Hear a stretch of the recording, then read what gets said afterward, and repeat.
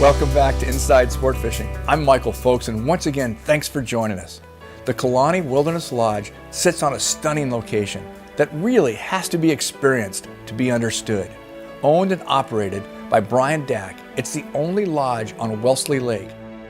So here at Wellesley Lake, it's 11 miles by 6 miles. It's kind of teardrop shape, and our lodge is at the northeast corner.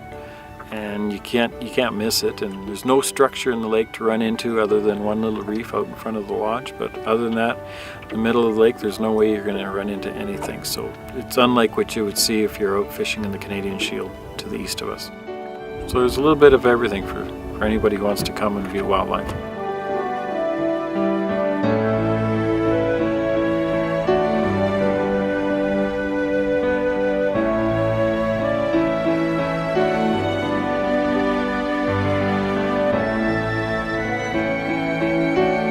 A lot of the places you go to where you have a guide, you're only going to get 8 hours of fishing. Well, when you got 24 hours of daylight, what are you going to do with the rest of your time? So here you get to come and go, and you know, the boat's always full of gas, and it's your holiday. Come and do as you please. And spectacular scenery.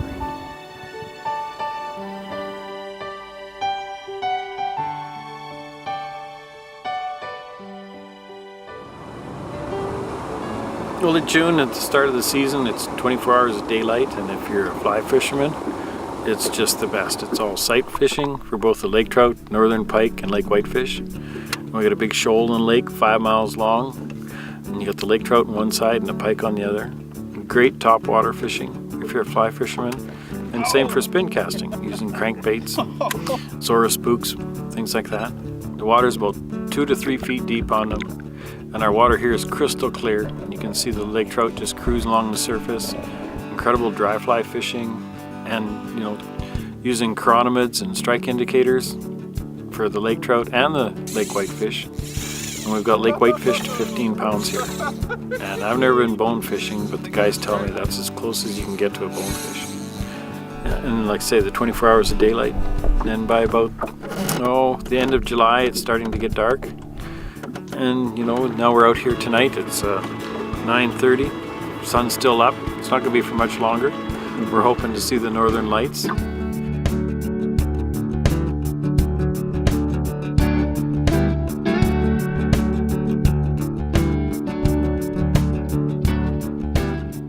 We have duplex cabins, 2 people to each side.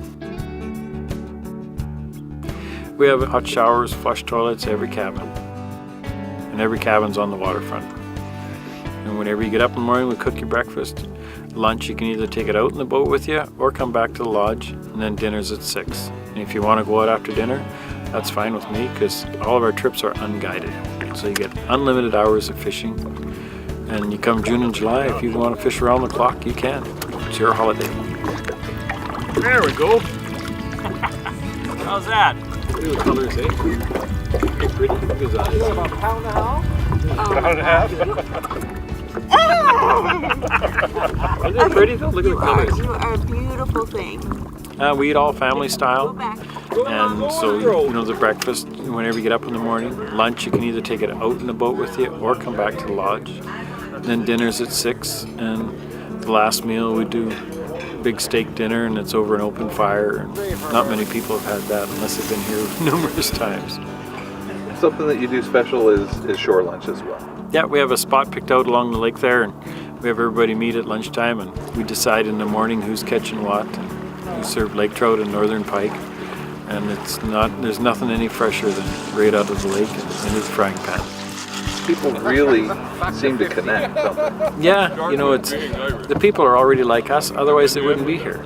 So we have a common interest, and they obviously really enjoy the wildlife and the seclusion. And I mean, you can be here all week sometimes and not even see a plane fly over. So I don't know many places in the world you can do that now.